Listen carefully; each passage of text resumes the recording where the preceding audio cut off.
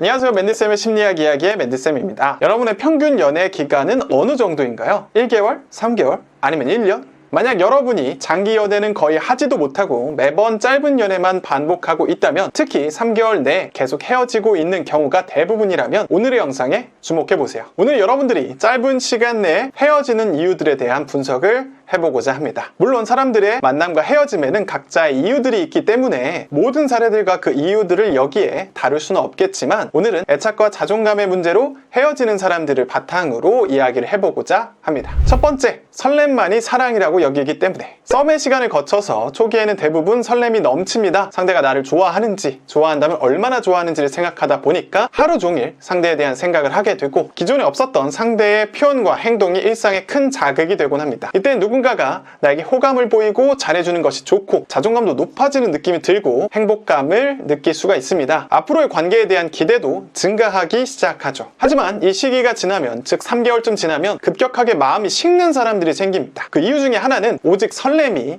연애의 모든 것이라는 연애관념을 갖고 있는 분들이 있기 때문입니다. 서로가 3개월쯤 만나게 되면은 대략 서로가 어떤 성향의 사람인지 알게 되고, 서로의 마음도 보통 확실하게 인지하곤 합니다. 상대가 날 좋아하는지 안 좋아하는지에 대한 생각보다는 편안함이 조금씩 증가하기 시작하죠. 연애를 하는 사람들 중에 일부는 이 편안함이 사랑의 없음이라고 여기는 분들이 있습니다. 그래서 더 이상 설렘이 없고 두근거림이나 큰 자극이 없다는 이유로 상대를 사랑하지 않고 연애할 이유가 없다고 손쉽게 결론을 내려버리죠. 본래 사랑이라는 것은 열정적인 사랑의 상태를 지나고 조금씩 자연스럽게 편안함과 친근함의 관계로 이어지는데, 이들은 이러한 두 번째 단계를 자극이 없는 지루한 기간으로 여기기 때문에 상대와의 관계를 정리하게 됩니다. 왜냐하면 연애 감정이 느껴지지 않기 때문이죠. 그래서 또다시 설렘을 줄 수 있는 새로운 연애를 찾아서 떠나게 됩니다. 두 번째, 부모와의 관계가 재현되기 때문에. 열정적인 단계를 거쳐서 서로가 편안함의 단계로 이어지면 연애 상대와의 관계를 부모와의 관계의 재현으로 여기게 될 수 있습니다. 즉, 부모님과 맺었던 관계가 연애 관계에도 재현된다고 자기도 모르게 여기게 된다는 것이죠. 만약 부모님이 자식에 대해서 지나치게 관심을 갖고 컨트롤하려고 했다면, 연애 상대와도 그러한 깊은 관계가 되면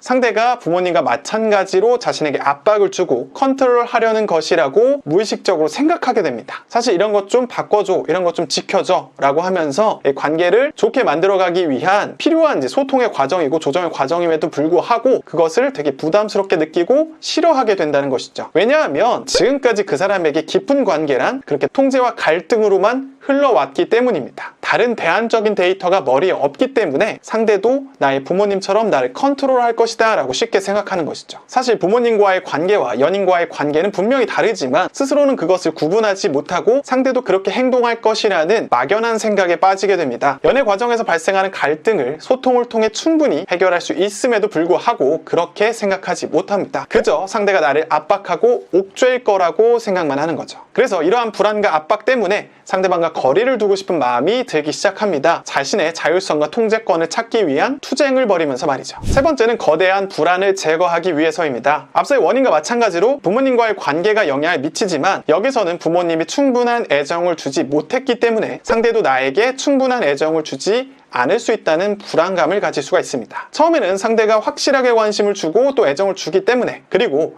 상대가 아직 깊은 관계가 되지 않았기 때문에 불안을 느낄 기회가 좀 적고 상대에 대한 기대도 어느 정도 적었지만, 깊은 관계가 되면 사랑받지 못할 거라는 불안감이 극도로 증가하게 됩니다. 어느 임계점을 지나면 상대방이 나를 충분히 사랑해 준다라기보다는 상대방이 나를 사랑하지 않으면 어떡하지 라는 불안감만 크게 쌓이게 되는 거죠. 이렇게 깊은 관계가 되면 부모도 나에게 안정적이고 확실한 믿음과 사랑을 주지 못했는데 상대방이 나에게 줄 수 있을까? 라는 의심을 하면서 상대방의 마음을 믿지 못하는 것이죠. 그리고 혹은 부모님이 주지 못한 애정이 결핍으로 작용해서 상대에게 지나치게 큰 사랑을 요구하기도 합니다. 부모에게 받지 못한 사랑을 상대방한테 보상받고 싶어하는 욕구가 작동하는 것이죠. 사실 상대는 초반과 비슷하거나 편해졌기 때문에 약간의 애정 표현이 줄어들 수 있는데, 이런 모습으로 인해서 극도의 불안을 느끼게 됩니다. 나는 언제든 또다시 사랑을 받지 못할 수도 있으니까요. 그리고 보통은 낮은 자존감 자존감도 여기에 영향을 동시에 미칩니다. 나는 사랑받을 만한 가치가 없거나 적다라고 여기고 있다면 상대가 날 안 좋아할 수 있다는 생각이 더 현명한 판단이 될 수 있으니까요. 실제 연구에 따르면 자존감이 낮은 분들은 사랑을 적게 받은 것이 문제가 아니라 사랑을 받아도 그만큼의 사랑을 못 느낀다는 결과가 있습니다. 그만큼 이렇게 불안이 많은 분들은 사랑이 부족한 것이 문제가 아니라 사랑을 못 느끼는 것이 문제라는 것이죠. 이러한 불안이 극심해지면 현명하고 객관적인 판단을 하기가 힘들어지고 상대와의 사소한 갈등에도 큰 상처를 입습니다. 왜냐하면 자존감이 낮은 분들은 자신을 보호할 수 없으니까요. 그래서 이러한 스트레스와 불안이 쌓이면 괴로워하고 이를 일시에 제거하고 싶은 욕구가 커지게 됩니다. 그래서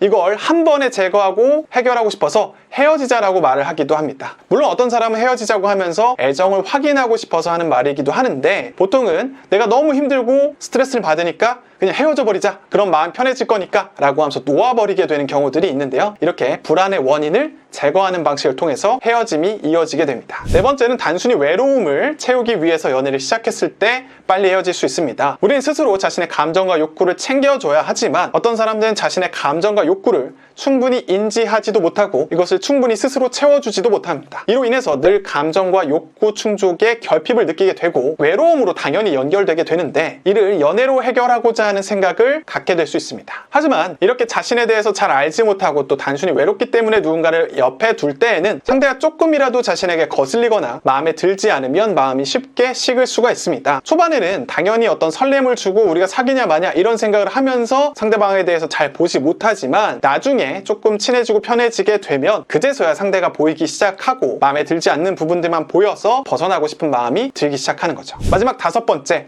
가치를 채워주지 못하는 존재라는 인식이 생겨서 때때로 자존감이 낮은 분들을 상대를 만나는 이유가 뭐냐면 나 자신이 그 사람과 만나면서 배우고 성장할 수 있는 사람이기 때문에 만나는 경우들이 있습니다. 그래서 상대방이 대단히 성실하거나 그 분야에서 어떤 성과를 내고 있을 경우에 상대에 대해서 가치를 느끼고 연애를 시작할 수가 있습니다. 하지만 상대와 만나면 만날수록 자신이 생각했던 어떤 이상적인 모습이 아닌 모습들이 보이면 마음이 훅훅 떨어질 수 있습니다. 자신은 상대를 통해 가치를 채우고 높일 수 있을 거라고 생각을 했는데 그렇지 않은 몇몇 모습들에 실망하게 되고 그 이상이 깨지고 자신이 평소에 갖고 있던 스스로에 대한 가치 없음의 느낌을 계속 느끼게 되니까요. 그래서 상대가 어떤 약점을 보이거나 어쩌면 애정을 표현하는 과정에서 인간적인 모습들이 보이면 상대에 대한 마음이 식기 시작할 수 있습니다. 네, 지금까지 여러분들이 3개월 내에 헤어지는 이유들에 대해서 소개를 해보았는데요. 이 영상을 보시는 분들은 어떤가요? 혹시 이 중에 하나 혹은 여럿이 여러분들에게 지속적인 영향을 주어서 연애를 짧게 만드는 요인으로 작용하진 않나요? 그렇다면 여러분들이 변화시켜야 하는 것은 더 이상 연애 상대가 아닙니다. 자신의 자존감과 애착 프로그램들의 변화가 필요한 것입니다. 네, 오늘의 영상은 여기까지입니다. 오늘의 영상이 마음에 드셨다면 좋아요와 구독 그리고 알람 설정까지 해주세요. 여러분들의 연애 기간은 어떠신가요? 여러분들이 빨리 헤어졌다면 그 이유들은 무엇인지 댓글로 나눠주세요. 제가 답글 달아드리도록 하겠습니다. 그럼 안녕!